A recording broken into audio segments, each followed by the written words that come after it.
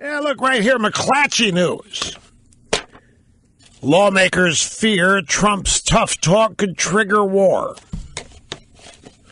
It's so irresponsible. Journalistic malpractice, irresponsible. One big broadcast hour remains. We get right to it right after this. Now, moving back, I've got just a few things to do here in addition to getting to the Google free speech story.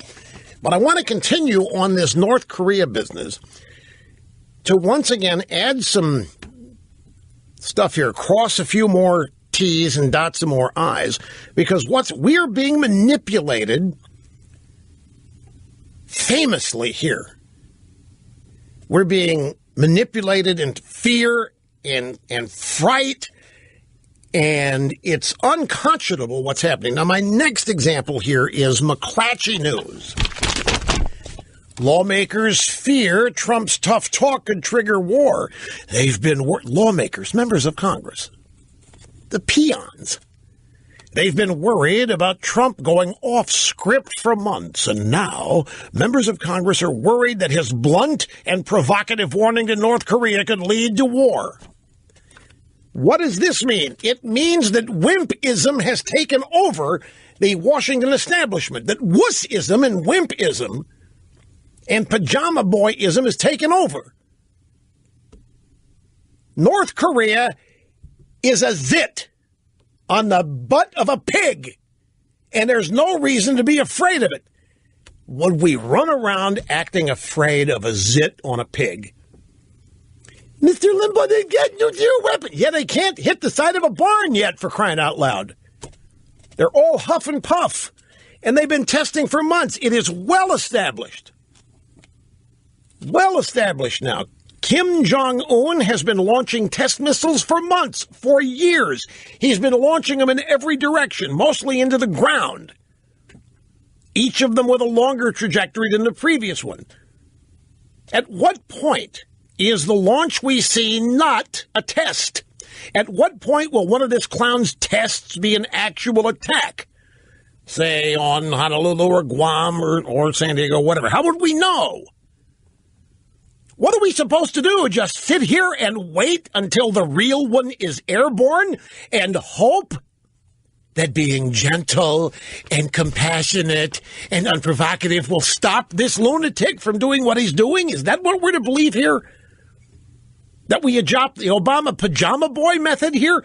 I mean, that's exactly how the North Koreans and the nukes got their nukes. The Iranians got their nukes. Is this pajama boy liberalism way of life? We must show them mutual respect. What did Hillary say? We must respect our enemies. We must try to get inside their heads and try to relate to them and blah, blah, blah. And that's called smart power. No, it's not. It's called how to lose. So the guy's launching. He's been launching for years. And every one of them's a test. But one of these days, it isn't going to be a test. And how are we going to know? So we're just supposed to sit here. The mature thing to do is sit here and watch and monitor.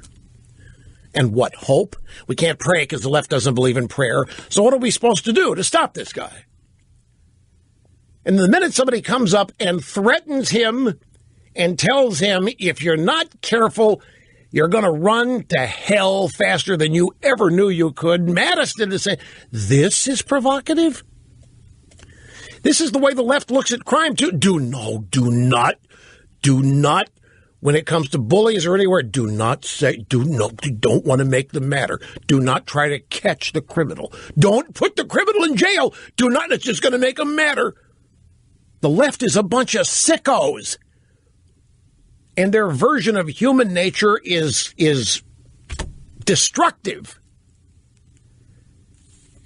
One of these days, one of this little lunatic pot-bellied dictator's launches is not going to be a test. How will we know?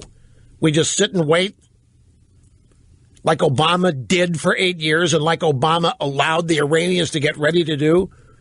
So here comes Trump warning that little freak that there will be consequences that make him the bad guy. Seriously, Trump's the bad guy in this? Damn straight, because that's right out of the left-wing media playbook. The Republican president is always the enemy. George W. Bush, what'd they say about him? He was recruiting terrorists by the so-called torture in Guantanamo and the pictures of Abu Ghraib. George W. Bush was increasing the number of terrorists. How? By capturing them and then putting them in prison at Club Gitmo. That was creating more. What are we supposed to do? Sit around and let the terrorists terrorize?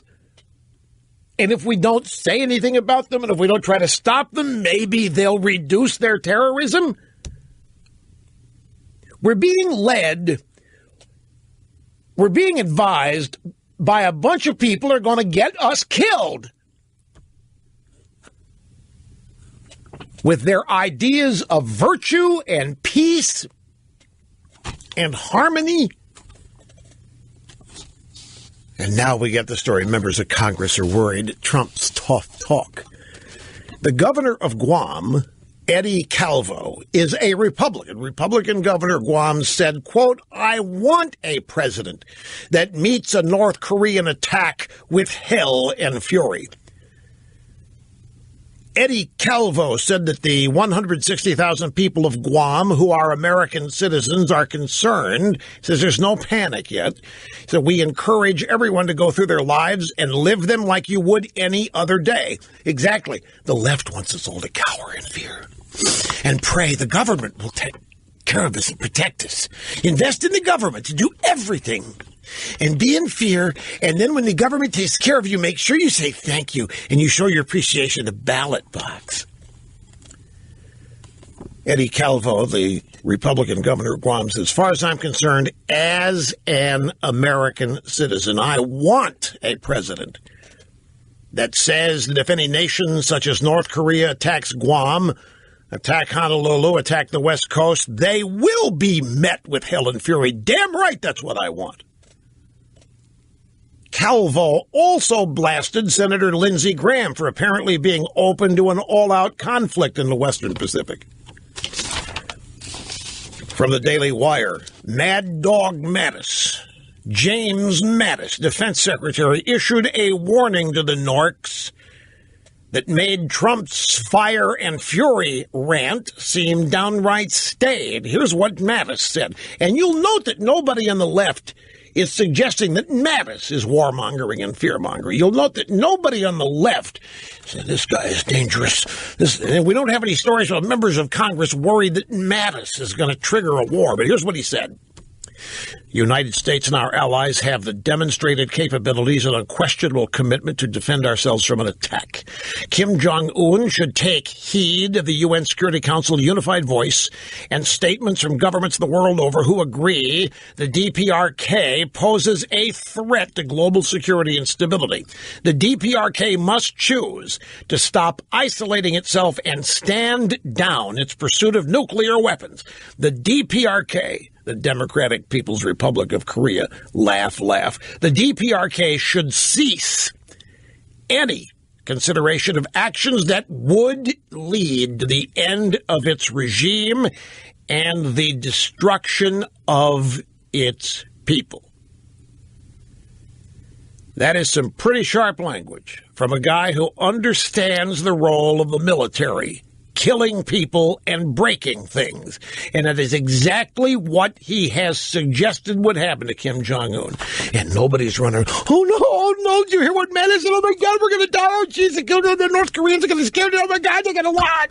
When Trump says fire and fury, it's all made up. It's just, if you can't tell, it has me so ticked off I can... Back to the phones we go. I appreciate all your patience.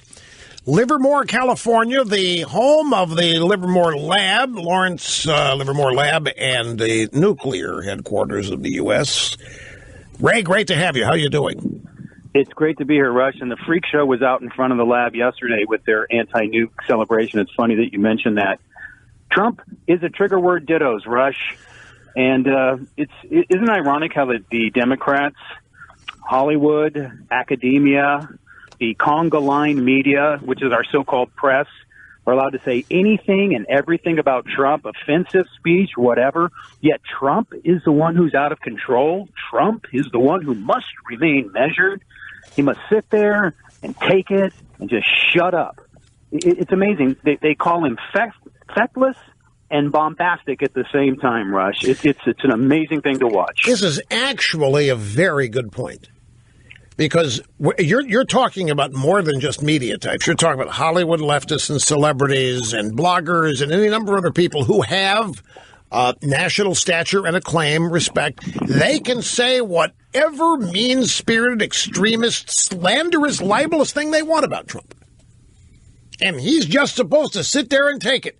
And if he responds in a tweet or in any other fashion, then they jump on him for lack of decorum, lack of presidential stature. That's exactly right. It's a good observation.